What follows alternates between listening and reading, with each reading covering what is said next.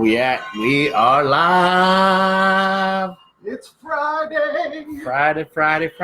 The 13th. Yes. Your job is scary. You hate it.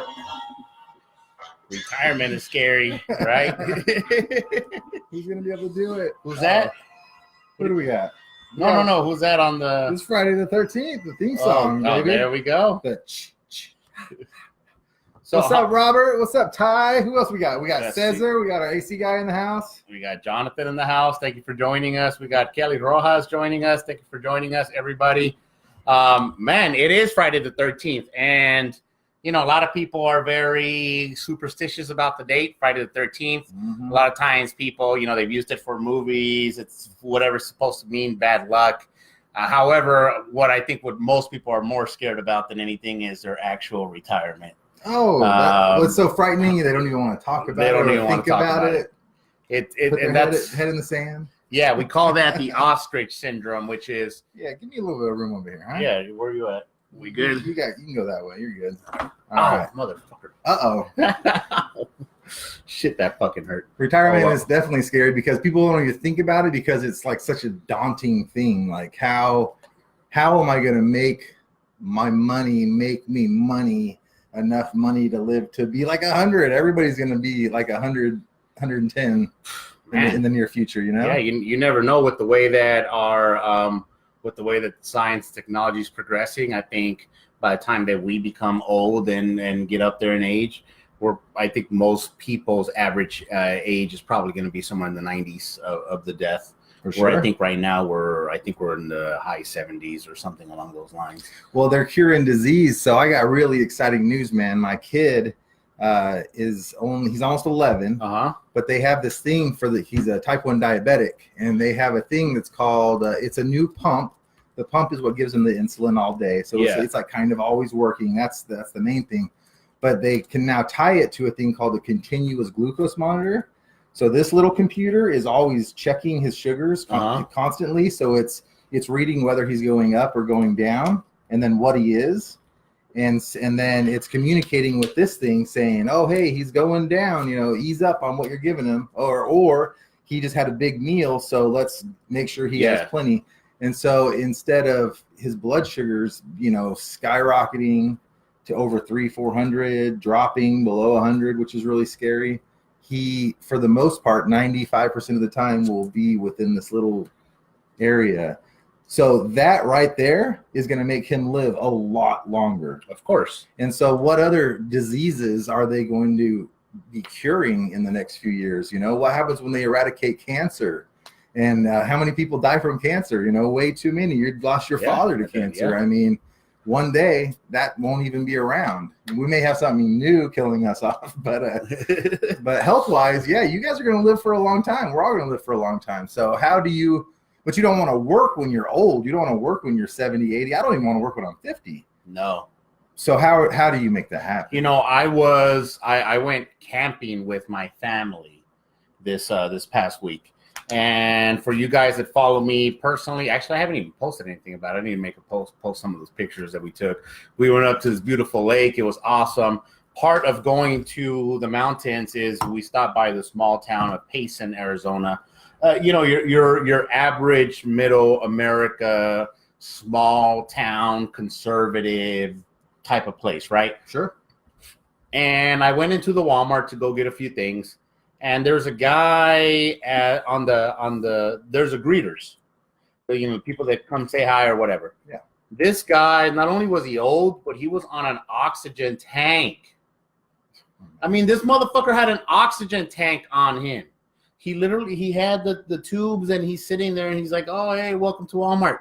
Do you think he wants to be there? Yeah. Do you think he's there because he's bored? Do you think he's there because he's got nothing better to do? Like he's not supposed to be fucking resting, not working himself up? Yeah, be at home with his family, spending time, be taking care of himself. And that's what happens when you don't get your retirement in order. A lot of times people don't think about it. A lot of times people don't think about it till it's too late. Part of what we do here in general in real estate is we talk people about money. We talk people about retirement. And a lot of times people's only investment in general in life is real estate. Their biggest investment happens to be their primary house that they live in, happens to be, the house that they have plus a rental, or they may have a vacation home or something. And for most of their money, most of the wealth that they control happens to be in real estate. Anything outside of that, though, because it's not tangible, they don't really look at it. They don't really care for it. They don't really act on it. We got Axe in the house here. Thank you for joining us, Axe. Who do we got? Just making sure that we got those people here. We got John Merchiff in the house. So, guys, we want to be talking about retirement today. We're going to be talking about what's going to happen in your retirement. If you are 30 in your 30s, if you are in your 40s, what do you have right now set up in place for retirement? And if you are like the average American, the answer is not a goddamn thing. I mean, that's for reals. Mm-hmm. Most Americans that are in that age range that actually have some type of retirement stuff set up, not all of them, but most of them, only have it because their company offers it. Right. Because their place of employment actually offers that to them. So they wouldn't even plan for their own retirement had it not been for their company saying, hey, we offer you a 401. We offer you this or that as benefits. That's really all it is. It's basically, hey, come work with us and we'll help you plan for retirement. Now, the reality is that most of those retirement plans are not in your best interest. Most of those retirement plans are actually in your company's best interest. Absolutely. Whatever that company is. So, for example, I mentioned this many times. My very last corporate job was working for Verizon Wireless. Verizon Wireless offered a 401k. They offered a pension. They offered retirement plans. And they also offered a match, and they offered a bunch of other things through, I think one of the company Fidelity, if I'm not mistaken. Nonetheless, Verizon Wireless did what was best for Verizon Wireless. That's all it is. And I don't fault them for it, but you just got to understand, and you got to understand the rules of the game that you're playing. We got Russell Mountjoy. That's pretty cool. I've never seen the last name like that. We got Russell in the house. Thank you for joining us. But guys, this is what I'm talking about. Most people have the ostrich syndrome. They don't really want to know what's going on. They would rather kind of hide it and not pay attention. And most people that their company doesn't offer a retirement plan, they don't retire, or they don't plan to retire in any way, shape, or form. My dad passed away when he was 53 years old. And he had no retirement thing in place. I think he worked for a company once that had some type of 401k or some shit like that. Or I think he had like $20,000 or so in there. But that was it. Mm-hmm. That was it. I mean, I know for a fact he died with less than $1,000 in the bank account. For sure. And the thing is that probably a lot of your parents are in the same situation. A lot of your parents have either retired and have to live off some bullshit ass pension or some really little skimsy ass social security check that they're getting from there because they have no other investment in there, or they actually planned out, or they actually work for a company. I know your parents was your dad was a police officer, right? So that's part of what they offer there. They have a pension, they have a retirement plan. Now, your dad was smart in the sense that he knew how to maximize what they gave him within that retirement plan. Right.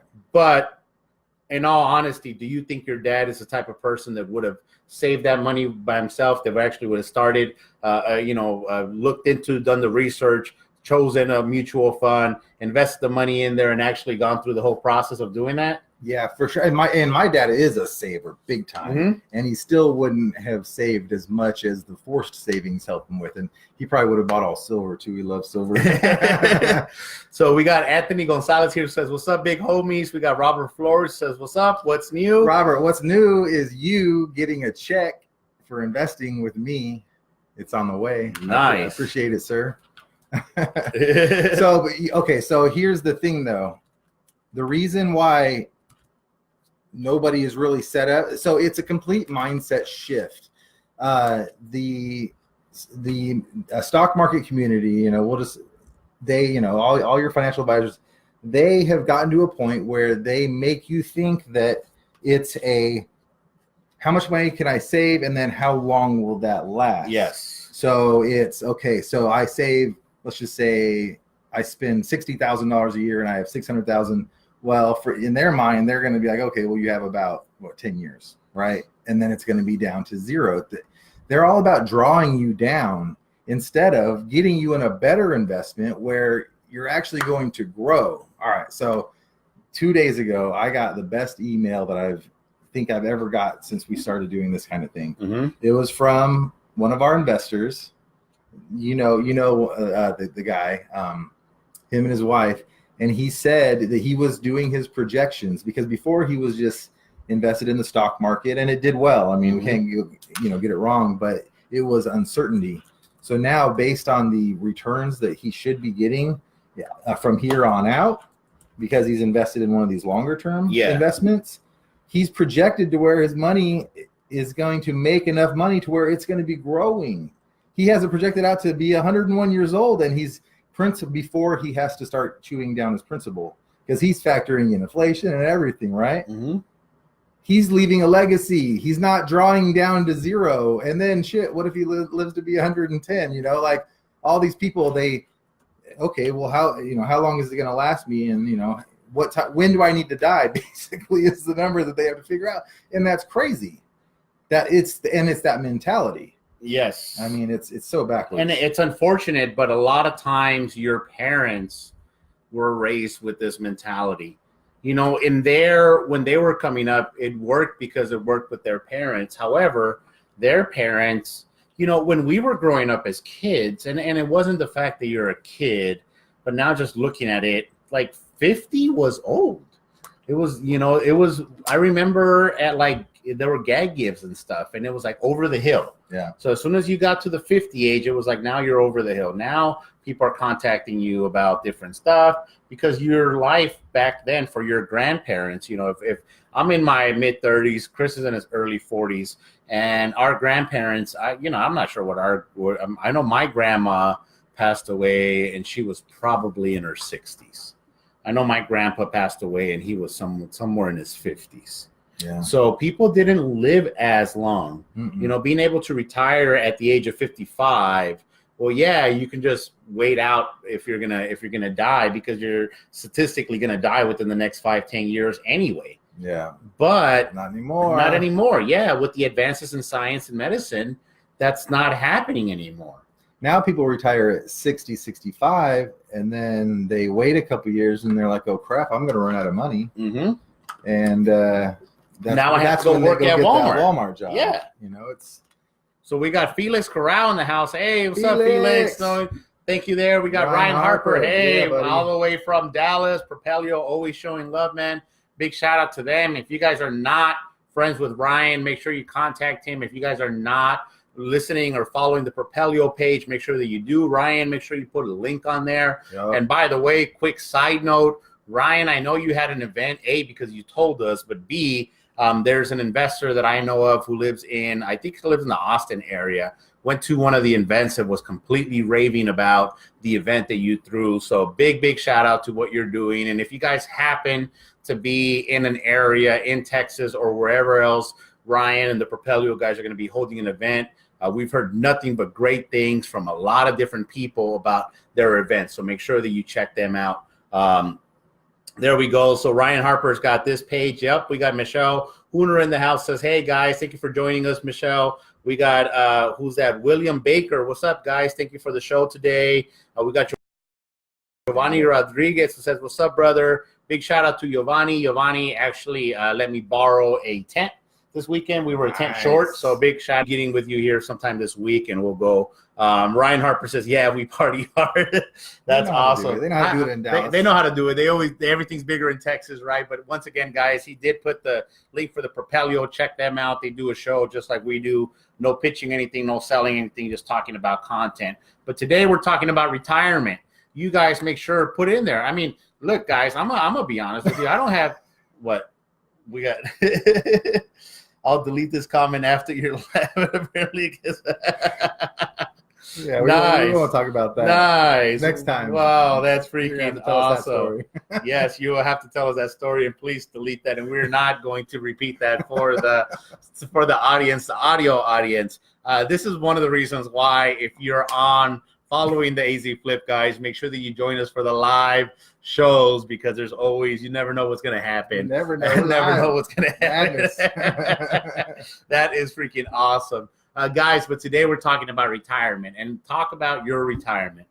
You know, I know for the longest time I was not introduced to anything in retirement wise. I know that even saving as general is not always comes easy to me. I know for a fact that planning for the future in regards to retirement, what that's going to look like, is not my specialty. So I've been able to create different scenarios that have allowed me to then build my retirement in a different way. But for the most part, for the most person, that's not going to be with you. Now, I'm going to tell you that I personally don't have any traditional retirement vehicle. I do have a self-directed IRA that has very little money from back when I worked with Verizon that I actually haven't done anything with, and I might even do one of these alternative methods that we have. But even knowing the information, it still takes time to do it. So there's no shame in admitting where we're at. You know, it's acknowledgement of where you're at, is acknowledgement of that you have a problem that's going to allow you to then look for a solution. Because if you don't even think you have a problem, then you're not even going to try to look for a solution, right? That's exactly why I came to real estate. That's one of the reasons that I came to real estate, especially for retirement, because looking at just a guy, like, you can't save enough money to do exactly what we're talking about. You can't save enough money to where your money makes enough money to completely cover all of your expenses, and you're actually growing it instead. Okay, so let's say that you are a good saver.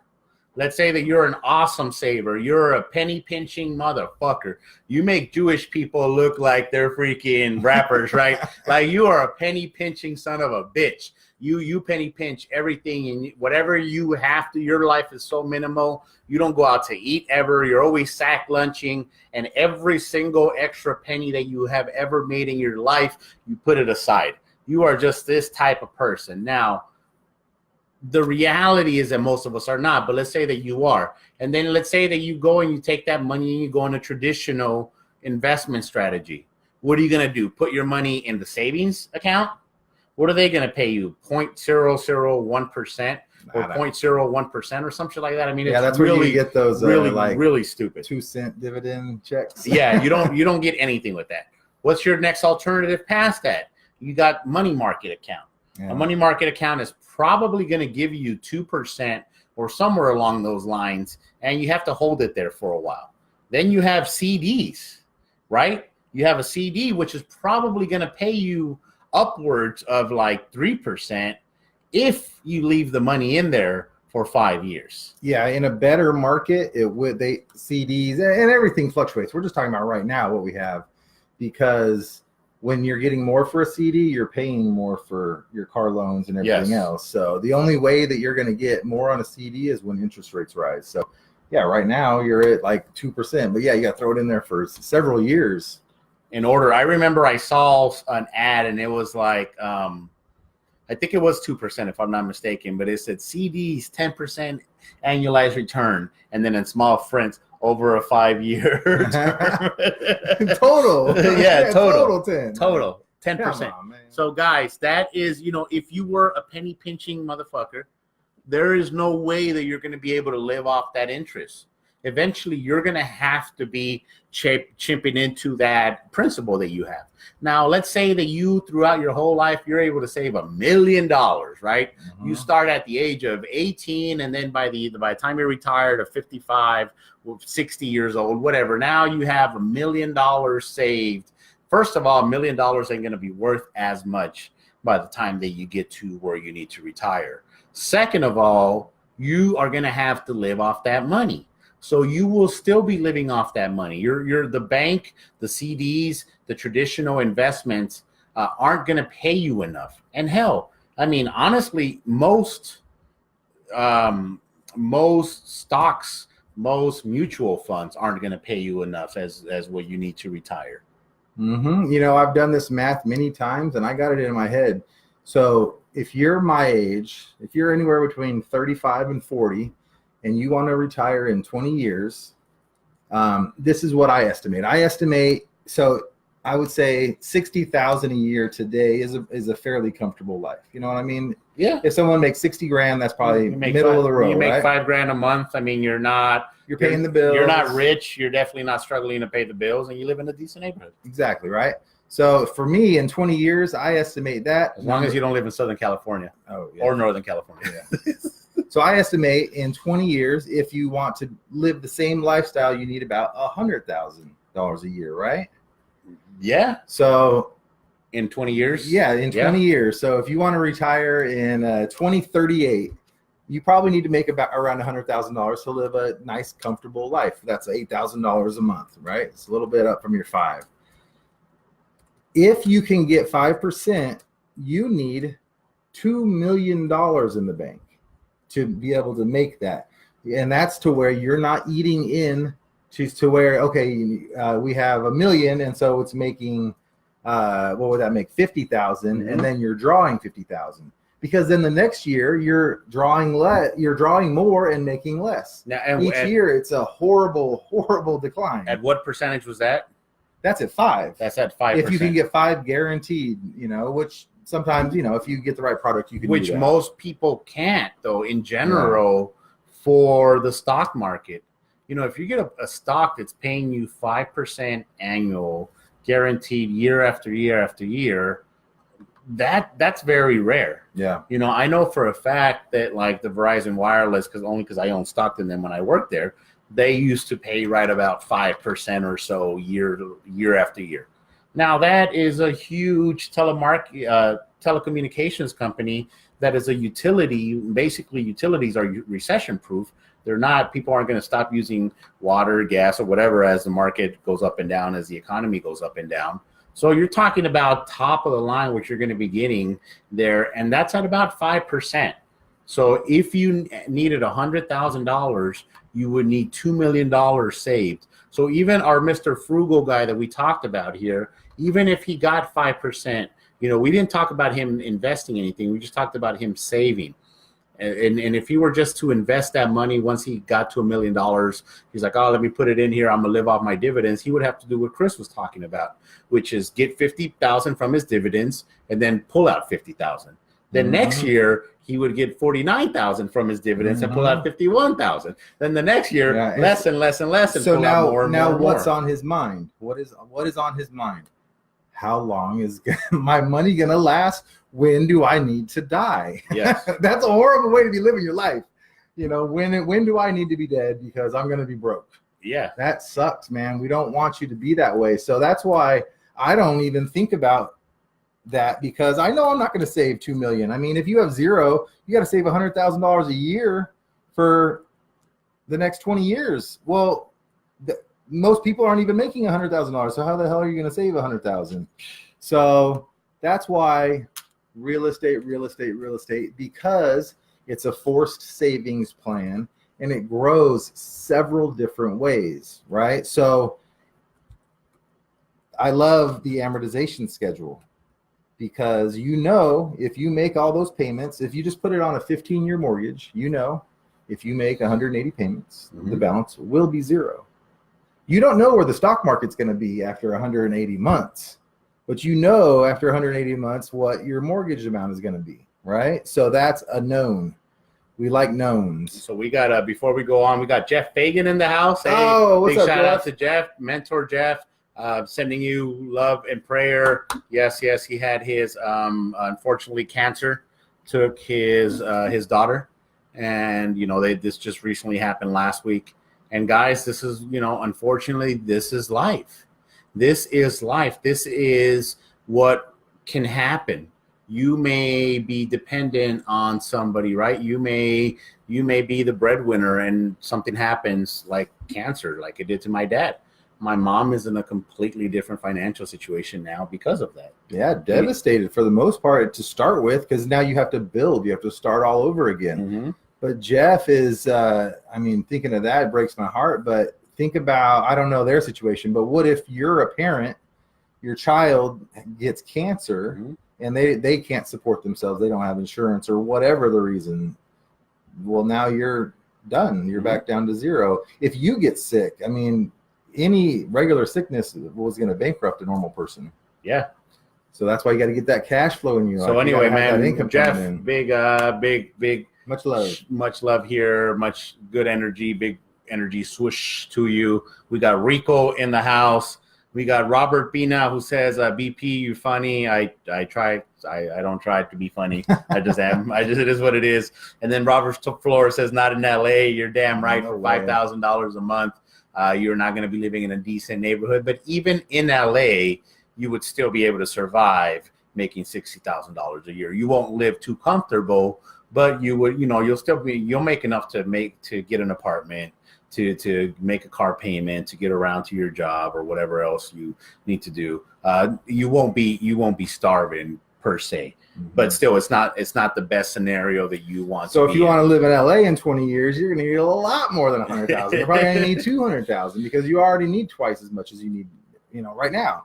60 is not doing it. 120 is probably where maybe you're getting there, but maybe triple that, 180. So we talked about what it is what are your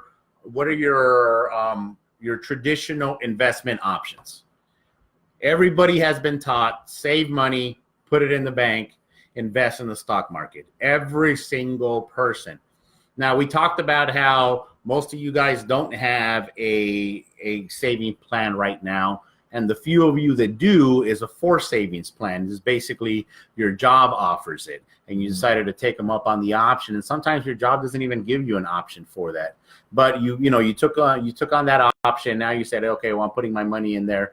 Even those people, now you're looking at a mutual fund. Mutual fund is basically a conglomerate of a bunch of stocks put together. So that way you're not depending on one company that's doing good. You're diversified, right? It's safer. It's supposed to be safe. However, guys, as we talked about, man, I got like a little fly or something here bugging me on my nose and my mouth. A fly won't die. Yeah, fly won't die. But this is, with that being said, when we talked about it, even a 5% year-over-year return, which most places are not going to give you, isn't going to cover you for what you need. And that is really the reality of things about your traditional investment strategies. The system as a whole, man, and I'm not even going to get into all this, but the system as a whole is built for you to fail. The system as a whole is built for you to be dependent on the system. So you then, by the time you get old, now we're dependent on welfare. Now we're dependent on Social Security. Now we're dependent on Medicare and Medicaid and all these other alternatives because people are just not going to do that. And we want you not to be one of those people. I'm not sure what the audience level is. I think last time we checked, most of our audiences are somewhere right in the same age range, somewhere in their 30s or 40s for the most part. So, we want to make sure that you guys are ready for it. And part of the investment strategies that we have came and been exposed to because of real estate have been excellent for our investors. Mm-hmm. Now, you talked about Robert first here, who made this last comment about, you can't live off that in LA. He is just about to get some money, right? Why don't you talk a little bit about that, talk about a few things. What Robert had to do, so what you're paying him if you want to get into either figures or percentages or whatever you want to do, and what that would look like if you were to invest that in the traditional sense. Because I want you, the audience, to understand what a huge difference is from what is traditionally given to you versus what's possible. So go ahead and you could share Robert's story here quickly as kind of like, how much he gave you, what he did, what he's getting in return, that type of shit. Yeah, I mean, we'll keep it kind of private on the actual numbers and stuff, just because of that. But yeah, so he knew that there were alternative investments out there, right? So he might not quite be ready to go and do the investments on his own, but wants to be invested in real estate. And so that's kind of what we offered. So instead of just getting being a lender, which is always an option. That's one thing that we always do is have private lenders where it's just a note and they know exactly what they're going to get. With this piece, you're going to get the return, which is a good return, nice solid return. And then, but there's also ownership there. So there's growth. The goal for us on these is to increase the net operating income, increase the profit. So how did he do with you? Like, how did he partner up with you? He didn't do a note? No, on this one, he is a part of my LLC. Okay. So just to explain for you guys that don't understand right now, basically a note is a loan.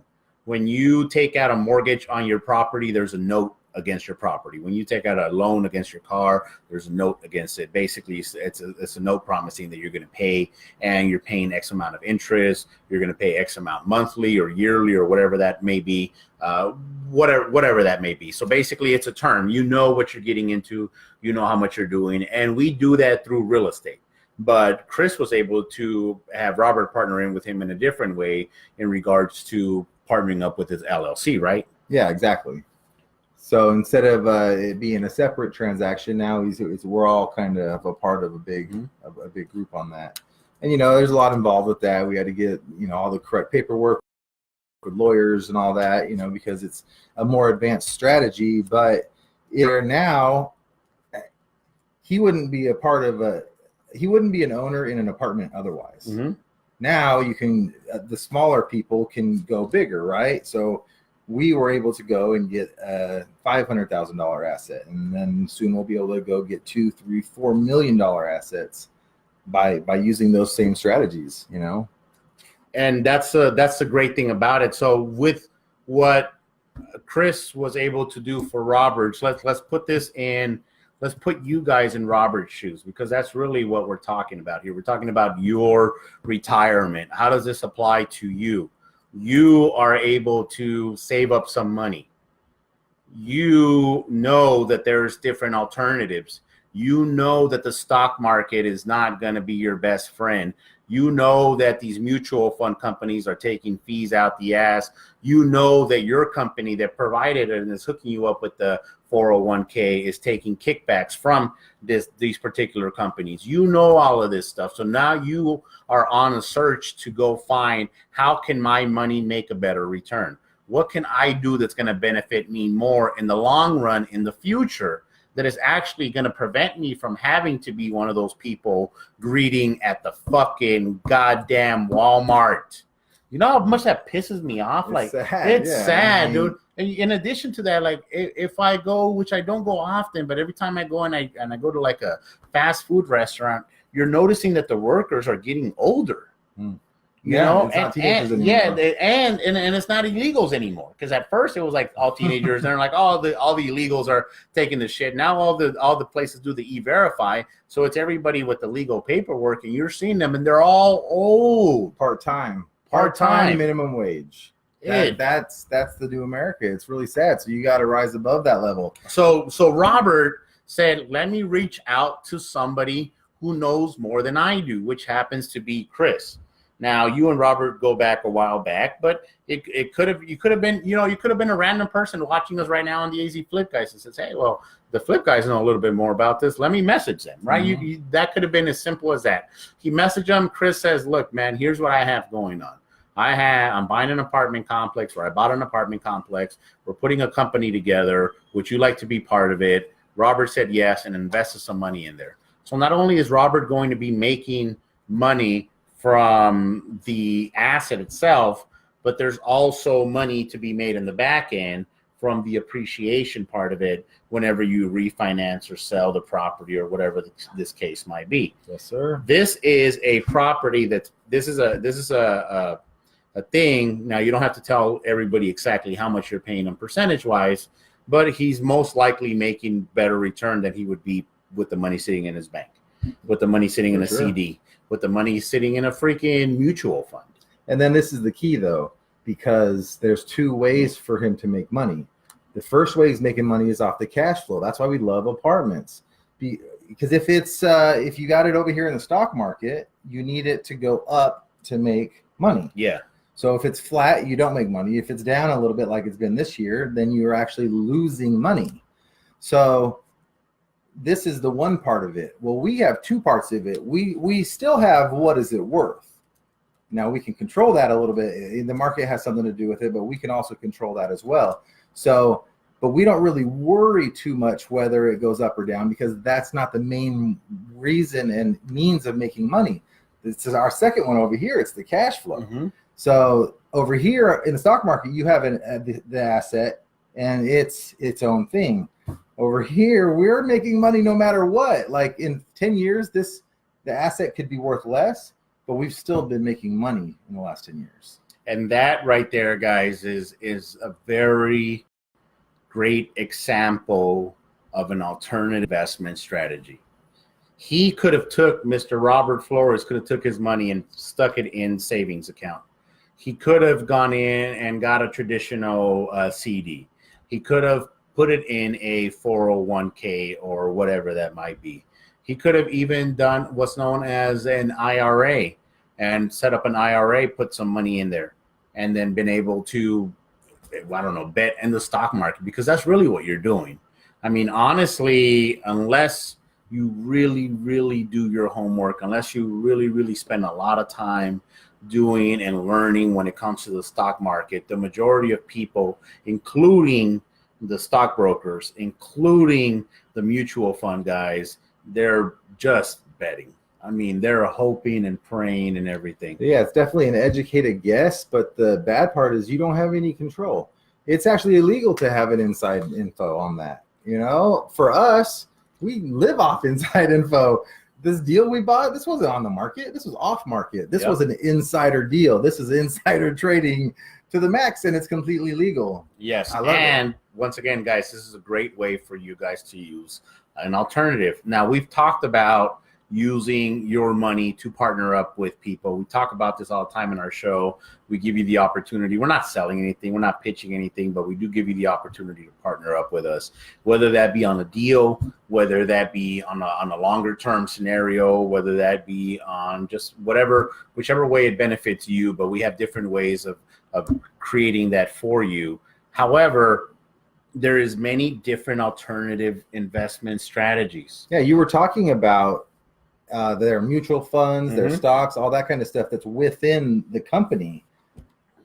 If they just pulled it out, they could invest in those exact same things on their own without the fees, without the cost, without the yearly maintenance fee, and all that kind of crap. Okay, so we talked about your 401ks, right? Everybody knows 401k. I'm going to use that example because that's what everybody knows. Mm-hmm.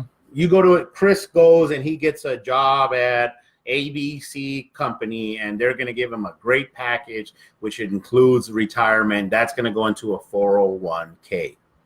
We all know that, a 401k. However, with a 401k, you have no control. First of all, you have absolutely no control of what stocks are used. Second of all, you can't choose them. You're expecting and you're hoping that the company, I'm going to use Fidelity, for example, because that's probably the only one that I know off the top of my head. Fidelity, they're going to choose the stocks for you. So they're going to run the mutual fund. They're going to say, we're going to invest your 401k into a mutual fund. This mutual fund is going to have a bunch of different stocks. They're all diversified, but our group of experts have decided that this bunch here is great for your risk type that you want. You said you wanted a medium risk type, whatever. Here's what we have available for you. You have no control over that whatsoever. However, let's say that this company is really trying to be on your best side. Let's say that they're really trying to do everything. You think they do this shit for free? You think a big old fucking company like that does this shit for free? They have big tall buildings for a reason. Yes. And there's a lot of hidden fees. That's why you have a lot of legal jargon on this. This is why we talked about this before. Your company, in this example, Chris's ABC company, this company is going to get a kickback from the Fidelity to get that account, because Fidelity makes money off of that every single year, every single time. There has been situations, and we've talked about this with Chris. I knew a guy that worked for Target, and he was in like the higher ups there. And the stock market, this was last year when the stock market was going up, he had lost $20,000 I don't even know how it's even possible. Well, like, how do you have so and many a losers? bunch of other stupid shit. Well, I've seen how they have so many losers. The fourth biggest, most invested fund in the world is a bond fund. Bonds have been crap for years, but they're not moving the money out of there. Yeah, because it's it's because people aren't paying attention. You know what I mean? It's the long haul. Don't worry about tomorrow. Worry about 30 years. But guys, even if you were to take control and put the exact same mutual fund, so you find out what mutual fund and you stick your money in that mutual fund and you control it yourself, you're going to be saving so much money. Now, in order to do that, you would need to know what's going as an IRA. But not only any IRA, it has to be a self-directed IRA. And recently, we've been learning about self-directed 401ks and a few other alternative investment strategies or investment vehicles that basically allow you to pull your money from where you have no control to where you have control, to where you can say, hey, I've been doing my research and I really like this company and I believe that it's going to go up, so I want to buy stock in that company. You have that option. With your traditional means of investing, you don't have that option. And that in it alone, to me, is worth it. Yeah. Because now you have an option as to who you want to root for. If you say, hey, you know what? I like that company Verizon because it makes a good return, but I don't agree with their practices. I don't like what they did. I'm taking a stance because of my political views, my moral views, my whatever views. You have that option, which you don't have with your traditional 401k or your traditional IRA. So we got John Sabella in the house. We got Tina Pettis in the house. We got Aaron Shutter in the house. Thank you. Welcome, Tina. We are excited to have officially you and your husband on the team. You guys have been doing a great job so far, and I'm so excited to be able to implement this new system that we talked about here to be able to go with what you guys have. So Robert Flores says, I have money in stocks, but I really wanted an alternative, and real estate is what I wanted, and Kris was offering cash flow, ownership, and appreciation. Now I want to do more real estate. Yes. And honestly, that's what happens with people. It's like, so I have a theory, which I know is true. I know it's 100% true. Women don't fuck down. And what I mean by that is that the first time that a woman ever had sex, she probably did it in her teenage years. More than likely, it was some guy who still lived at home, right? This guy lived at home with his mother, father, family member, whatever. She didn't have a problem doing that. Then she met a guy then she hooked up with some guy sometime in the future who had his own room. So he lived with roommates. He wasn't living at home anymore. Now he had his own place, or he lived with roommates. He had his own bed, his own room. She's probably not going to go back to sleeping with the guy that lived with his mom. Then she meets a guy who's got his own place, right? Not just his own room, no roommates, his own place. And it happens to be an apartment or something. Well, there's even less likely that she's going to go back to sleeping with the guy that lives in mama's house. Well, investing in the stock market is like sleeping with the dude who lives at his mama's house. If you don't know any better, you will continue doing it. That is the way that it goes. There's better out there. There is so much better. So with Robert here, he said, I wanted to try it out. I knew somebody who did, Kris, and I told him, look, here's what I got available. Kris said, here's what I have available, which in Robert's case was cash flow, ownership, and appreciation, which is one of the things that we do here as the AZ Flip guys with our other company, Recession Proof Investments, is something that we offer our investors.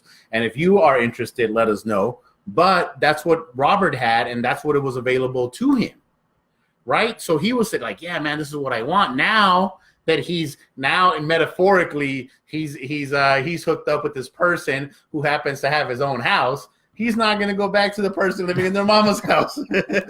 Right? Now he wants to do more real estate. And that's honestly what happens. I mean, that's really what happens is once you find out that there's a better alternative, oh man, now I want to go check it out. And there's a huge, Kiyosaki in his books, he talks about it all the time.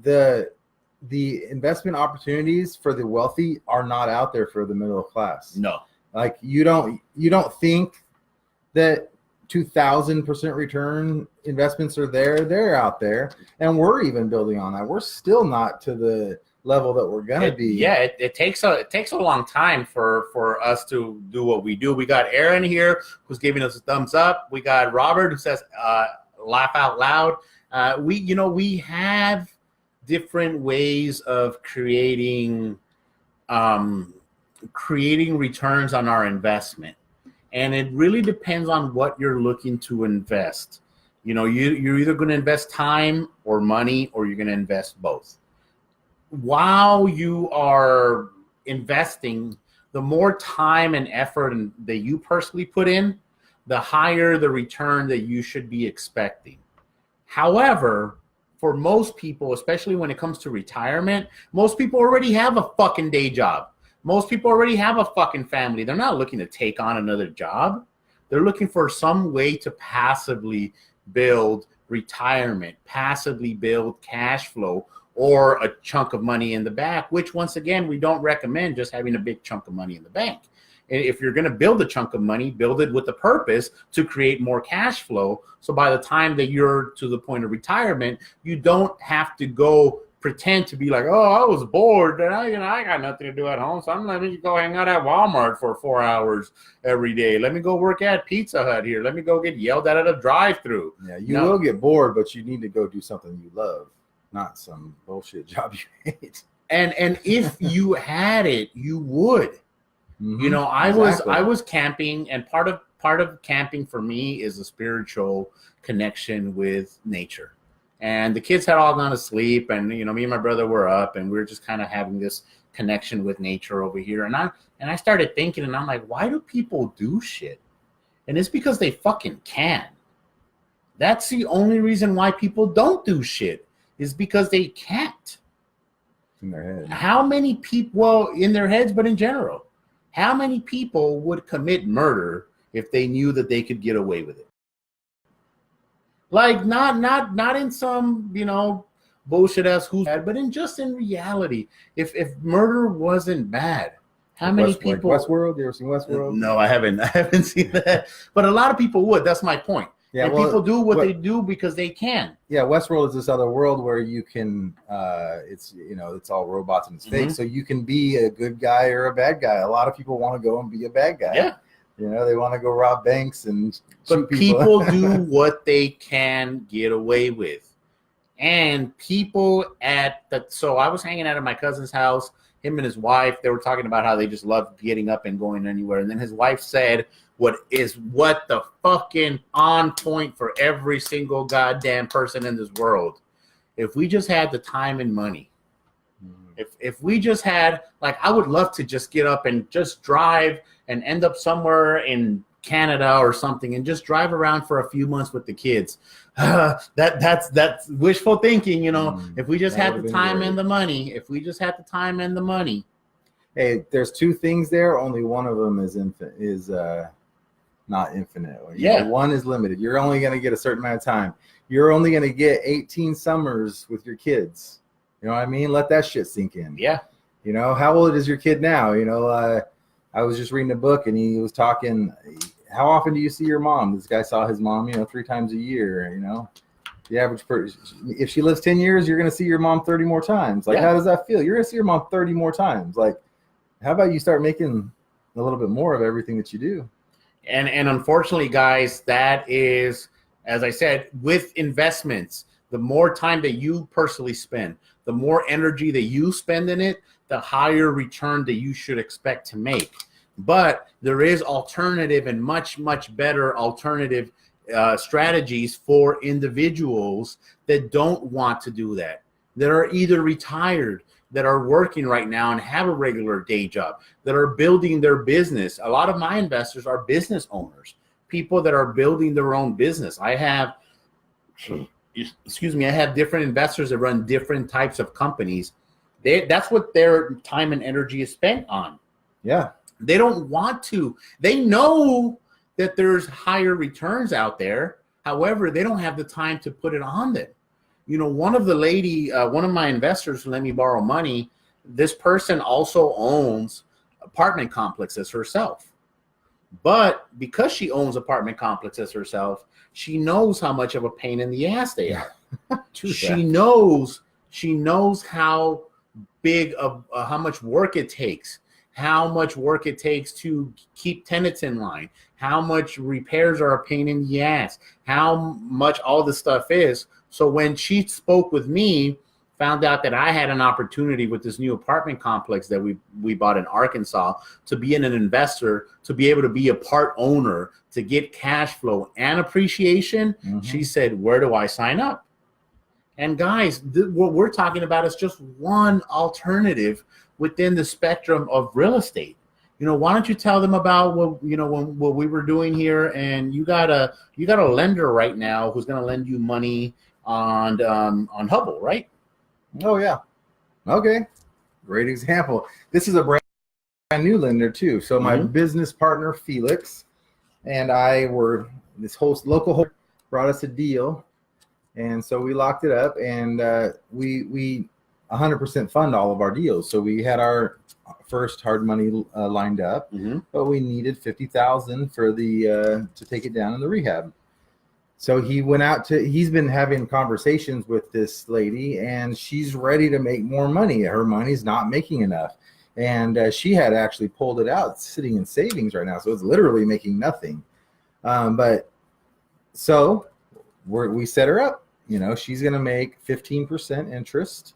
And now this is probably going to be a quick one. The deal. So it's probably going to be a very quick turn. So we even offered her a minimum 90 days interest, because we don't want to do all this paperwork for just like not enough money. So we even sweetened the deal just to make it a great experience for her on the first one. We want it to be a win for her. And so she'll turn that money because, they want to see that it works, and then they want to do it over and over and over again. Now, let's use worst case scenario here. This lady is a private lender for Kris. This lady has a certain amount of money that she's going to be making, and I'm going to call it $100,000 just to make numbers easy, like the math easy for you guys.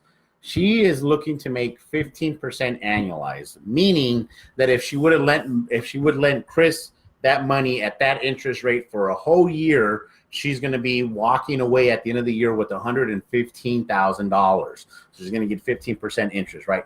Kris said that he's going to pay her and guarantee her three months on this one deal. Now, let's say that this lady invests with Kris twice in 1 year. So Kris does a deal with her sometime later on down the line, a month or two comes, and then he has another deal for her. And let's just say that Kris holds her money for half a year just to make everything. It just happens right 6 months. Everything is said and done. He offers her the same minimum 3 months, and she's going to make $7,100. That's a 7.5% return on her money that wasn't invested all year. That's with no fees coming out of anywhere. That's 7.5%.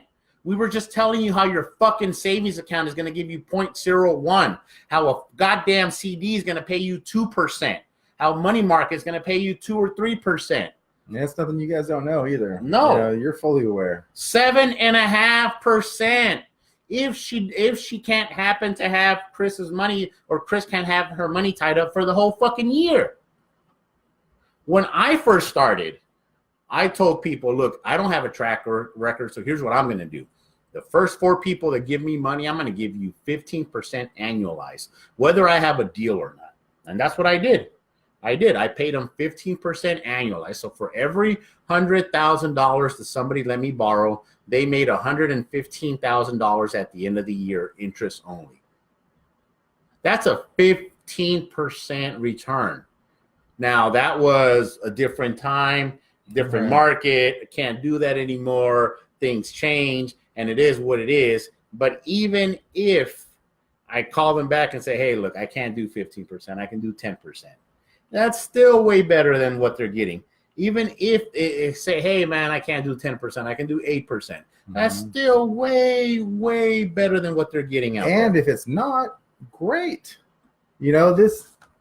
the goal is to go out and find different types of investments. Shut the fuck up. Look, we got Abraham Cornell. What's up, Abraham? I haven't seen you in a while. Is that Chris Iman? Oh, man. Nice. We got Mr. the man, Iman, the myth, the legend, Mr. Chris Iman over here, which actually brings me to my next example. It's so funny that he showed up because I was actually going to bring up this example, which is Chris is a hard money lender. Hard money lenders. Where do you think they get their fucking money? Mm-hmm.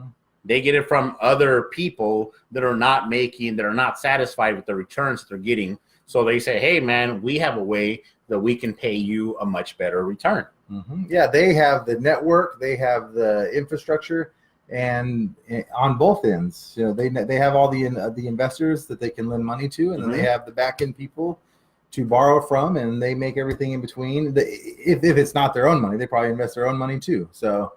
Great strategy, And that's a great way for you guys to look at different alternatives. Investing in real estate gives you different alternatives.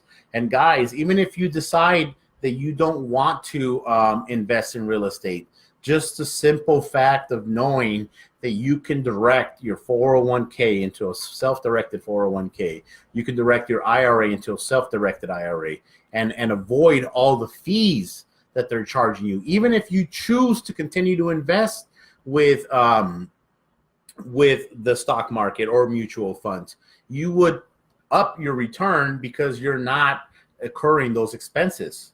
And if you don't choose to invest in real estate and you don't choose to invest in the stock market, you can invest in whatever the fuck you want. Mm-hmm. Seriously. Just learn how. There's a million ways to make money, guys. You could buy and sell livestock, right? Like there's so many things you can do. You can invest in any type of business, do a drop ship business, do this, do that. Anything. Many different ways. But you just have to be engaged. You have to give a crap. And that's the problem. Most people don't care and they don't even think about it, which is mind blowing. So yes. And that's one of the things that we need you guys to really pay attention here. We want to make sure that you understand, look, we are just offering opportunities, but more than that, we're just putting out information. So if you have no interest in real estate, hell, if you want to do real estate, invest in real estate and alternatives, but don't want to do it with us, great. Get yourself a better return. Yep. You see, when I'm looking at here, so I'm looking at two things. First of all, Kelly Rojas says 18 summers, that gets me every time.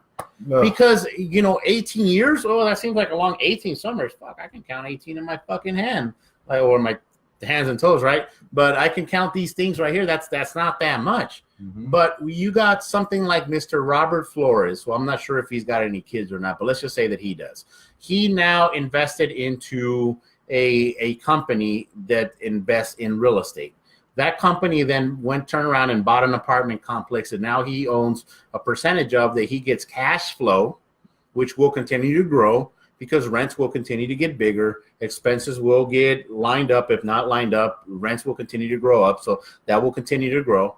And then he gets appreciation. But more than anything, he has something to leave to the next generation, something to leave to his kids. If something were to happen to Robert right now, God forbid something like that were to happen, his kids would now have part of that ownership, would now be entitled to that appreciation sometime down the line. And that's what we're talking about, creating a legacy, not how long can I make it last. It's what can I create? What can I pass along to, future generations? Yes. And you want to start thinking about it, guys. If you are not thinking about it, then you're going down the wrong road. That falls into the if you fail to plan, you plan to fail. And I think in retirement, that is definitely hitting the nail on that head. That particular saying definitely hits that nail on the head. That if you're failing to plan, then you're basically planning to fail. Because if you're depending on Social Security, I don't even think I'm 35, 30. Yeah, I'm 36. I don't think that there was going to be Social Security by the time that I go there. Can't count on it. You can't count on it. If you work for the city, you get I'm going to have a pension. You know what? Cities go broke all the time. They're going to renegotiate with you. My uncle worked for the U.S. Postal Service. They're working on renegotiating their pensions. So they worked for this company for, and this is the government, for God's sakes. He worked for this company for their whole life. They gave their all. They gave 30 years, promised this, and then they just, oh, you know what? We're going to change this up a little bit. Yep. We changed our minds. Fuck you. And I've told you guys the story many times about when I made the decision for sure that I was going to be an entrepreneur. I was driving to work that day. The recession had just started. I was listening to some news radio. They said that some big airline, I don't remember who it was, Continental, American, one of these big old fucking airlines, decided to cut pension. They decided that they were no longer going to pay pension to the people that they promised to pay pension to because they didn't make any money that year. I bet you that CEO got paid. Oh, I bet you he did. A lot. But guys, you can't depend on other companies. Nope. You can't depend on anybody else. If you're depending on pensions, if you're depending on the stock market, if you're depending on your stockbroker, on your mutual fund guy, on your mutual fund company, if you're expecting your company to take care of you, you know what? I don't hate to do this because you need this shit done. Wake the fuck up and realize that this shit ain't your fucking granddaddy's world. Nope. That shit only worked because it was just getting started. This whole fucking pension thing is a Ponzi scheme. Eventually, they're going to run out of shit. And for the reason we were talking about earlier. Because people live longer. Yes, exactly. People live too long. Back when they created these, people were supposed to die at 50 to 60. They stopped paying. Let's look at my dad. You know, he's getting this money. Mm-hmm. And every other person who retired at his rank is getting this money every year. He's been retired for like 8 years already. He's going to live for another 20, 30 years. Yes. How can they do that? They can't. They can't. And they keep on pumping more people out because people are going to continue retiring. Then those people are not going to be dying because that's how it works. You know, these people here, they retire. They're about to retire. Okay, well, these people are about to die. So cool. We can pay them. Same thing, cycle over and over. But now there's a lot more there's a lot more in than going out. Yeah, you know, I believe retirees surpassed youth. I mean, yes, under 18. There's more people over 65 than there are under 18 for like the first time. And this is gonna sound fucked up to people, but I don't care because this is the fucking truth. Medicine, hospitals are there to prevent people who were supposed to die from dying. Yeah. Back in the day, they would have died. Back in the day, they would have died. Back in the day, they would have died. When I was in Mexico, I had a water blister that I popped, and somehow it got infected, and that thing was just growing and growing and growing. I had to take some antibiotics. What if I didn't have antibiotics? Right. That could have caused me to lose my finger, lose my arm, depending on how long I would have took on it. That could have took over my whole fucking body. Guys, we are in a world where people are going to continue living longer. You can't depend on the government. You can't depend on your companies. And just like always here with the AZ Flip guys, we're just sharing information and letting you know that there's other alternative ways. One of those alternative ways is partnering up with us. We've had people partner up with us on real estate deals. I have a real estate deal right now, a flip that I'm closing, where a guy basically lent me all the money to purchase it, all the money to rehab it, and he wanted a certain percentage on the back end, which he's going to get. I've had people that say, hey, man, I don't have all that money to lend you everything, so why don't you go take out a loan initially or a hard money loan, and then I can come in and I can, I have $50,000, $60,000 that we can use for the rehab portion of it. Yeah. And the guy that you talked about yesterday on one of my videos, he pointed out a very good point is a lot of the private lenders, if you get big enough and you do enough deals, you're going to need to learn how to be an owner. Yeah. Because if you don't always invest, if you got to vet your people that you're working with and, get referrals and make sure, because otherwise, now it's a passive investment and that's not what you want. You're looking, and I'm sorry, now it's an active investment. If you have to foreclose, put it on the market, sell. So just make sure that you work with the right people. So guys, once again, we want to remind you that there is alternatives out there. You can lend people like us on a note. You can partner with people like us on deals. You can partner with people like us on apartment complex deals. And honestly, one of the main reasons why me and Kris have moved into the apartment complex field, the ladies, the people that I was giving money to initially, I was giving them 15% annualized. Yeah, that's all fine and dandy. For every 100,000, they made 15,000. That's all great. You know, they were making 15%. That's all fine and dandy. But, and then what? And what happened when the deals dried up? Mm-hmm. And what happened when the market changed? And what happened with that? Okay, well, now I can't give you that amount. Well, if you were basing everything based on that, then you are not going to be able to sustain that. Nope.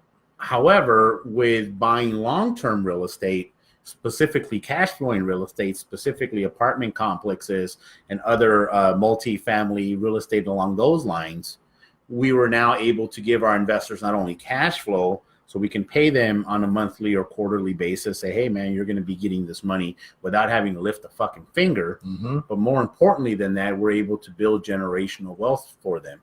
So by the time that they get their money back, not only were they getting money throughout the year, but they're also going to get a big chunk of it at the end when we turn around and refinance or sell this thing. And then from there, what do you think they're going to want to do? You think they're going to want to take that money back to the bank? You think they're going to want to stuff that money back into the mattress? Or you think they're going to want to partner up with us again on our next venture and our next venture and our next venture? So guys, if that's you, make sure you send us a message. Make sure you let us know that's you. If that's not you, then make sure that you are taking into consideration what we talked about. Self-directed 401k, self-directed IRAs, at least even just to get rid of the fees. Just to get rid of the fees, even if you're just going to stick it in a mutual fund and leave it there, because that's all these motherfuckers do. I mean, they really do. That's all they do. Oh, they meet once a year. They say, how risky do you want this thing? What's your level of risk? Okay, well, that's a mutual fund that we're going to stick it in. We already have these, and you can get that information for free online, by the way. And there's other publications that you can pay for that will tell you about every fucking stock, every mutual fund. There's a lot of ways that, once again, the more time and energy that you put into it, the more you can go from there. But even if you were just to put it in a mutual fund and not touch it, you would be raising your return because you'd be lowering the amount of expenses, or basically removing the amount of expenses that you would have on there. And if you guys want to go through that route, let us know. We do have people that can help us. I don't get anything. I don't get a kickback for everybody that they help roll over. There is a small fee. Obviously, there's a fee for it, but they can help you roll over your self-directed. Yeah, but it's a one-time fee. It's a 1 year. You know what I mean? Like and they might have a yearly small fee, but as a realtor, it makes me envious to these stock market guys because they get a fee every year. Like I imagine I sell you a house and I get paid. What if I got paid every year on that date that I sold you your house? Well, when it comes to transferring, so there's companies that would help you transfer from a 401k to a self-directed 401 or to a self-directed IRA. Yep. There's a one-time fee for that. There's no recurring fee for that. They just switch your shit over. So anyway, if you guys are interested in that, let us know. We'll connect you. We don't get a kickback. We don't get anything for it. We just love connecting people. And if you guys do that, understand that you guys have the option to invest with people like me and Chris, to invest in flips like we do, and multifamily long-term hold like we do, or you can invest with other people that do like what we do, or you can invest completely different. You want to invest in your friend's restaurant, you want to invest in your daughter's new business. Don't invest in restaurants. Don't invest in restaurants. Invest in the building that restaurant is in, because that restaurant will be gone in 10 years. It'll be gone. Yes. And that's what McDonald's, that was what turned McDonald's from a failing company to a multi-billion-dollar company, was owning the real estate. But guys, obviously, we're biased. We're biased Big when time. It comes to this. We're real estate folks. And I mentioned, I don't have a traditional investment strategy. What I do have is my real estate, my cash flowing real estate that is going to continue to grow. By the time that I feel, because I'm not going to retire at the age of whatever the fuck that age is. I'm going to retire at whatever the fucking age I want to fucking retire. And that is going to be determined by what the fuck I want to do with my time. If I want to spend that time building higher cash flow to live a higher lifestyle, or if I'm okay with content just doing what I'm doing. And all of that comes from owning cash flowing real estate, because I want the cash flow. And at the end of the day, guys, you don't live on net worth. It don't matter if you buy a house and the market heats up and your house is now worth $1 million. You can't pay your bills with equity. You can't go eat at restaurants with equity. You can't travel with equity. You can't do any of that stuff. You can borrow lines of credit and stuff like that, but that's how a lot of people got into a lot of trouble way back in the day, and history always seems to repeat itself. If you guys find this information useful, like our buddy Aaron here, who we got, well, Gina gave us a thumbs up. Aaron here is saying, fantastic webinar. Nice job. Thank you, Aaron. Much appreciated. Fellow 2% Club goer over here, 2%er. We got Travis Jones, who's giving us fire. That's right. And we got, you can't see it, we got Caroline Torres, my first protege. Nice. In the house. She actually made something of herself. A lot of people fizzle out of real estate. Yeah, most people do, man. And you know, with the AZ Flip guys, we're always putting out information. We're always, we don't mind giving the information out there. We're not selling anything. We're not pitching anything, as we say. So if you find this information useful, please make sure to help us by sharing. Please make sure by helping us by inviting your friends. Please make sure that you comment on this if you have any questions. If you happen to be watching this and it's not live, make sure that you comment on there. We'll go back and we'll answer any questions that happen to be in the comments while we're not doing it live. But guys, I want you to know that there's better ways out there. Mm-hmm. If there's one thing that you can take from this, is that there's much, much better ways out there to do what it is that you're doing to create your retirement for yourself. And if you're not looking out for your retirement, no one else will, I promise you. And if you follow the traditional retirement strategies, I will guarantee you that you will not be comfortable in those last days of your life. And honestly, man, I don't give a fuck what sex you are. I don't give a fuck how old you are. I don't give a fuck what religion you are. I don't give a fuck where you live. I think that's one thing that we all would want, is when we get to our last few years, we don't want to be stressing about shit, especially money. Nope. Like, especially fucking money, man. You don't want to be stressing over that shit. Money's not that important. It's just a tool. It's definitely not that important. It's important where it is important. Yeah. And guys, if you are one of these people that wants something different, send us a message. Let us know.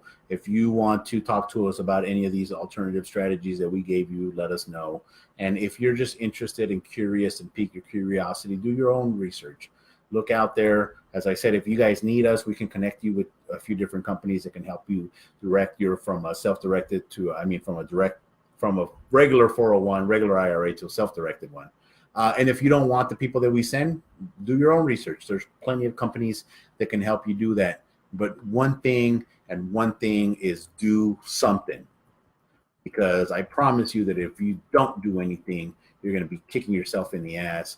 It's that old saying, you know, when is the best time to plant a tree? 20 years ago. When's the second best time? Now. Get off your ass. When was the best time? When was the best time to start planning your retirement? 20 years ago. When is the second best time? Now. Mm-hmm. So if you haven't got shit going, I would highly suggest that you do. And once again, if you want to be, if you want more information based on the stuff that we talked about and some of the options that we talked about, let us know. But that is the show for today. Before we sign off, we got Greg Cook, who says, made it. Hey, just Mr. by the Greg. skin of your teeth, man.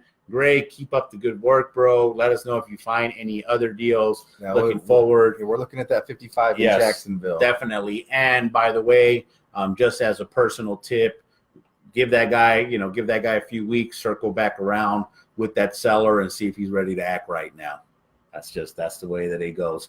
But at the end of the day, if you created enough cash flow, we're talking about retirement, but if you created enough cash flow that you can live the lifestyle that you want before you're retired, that's financial freedom.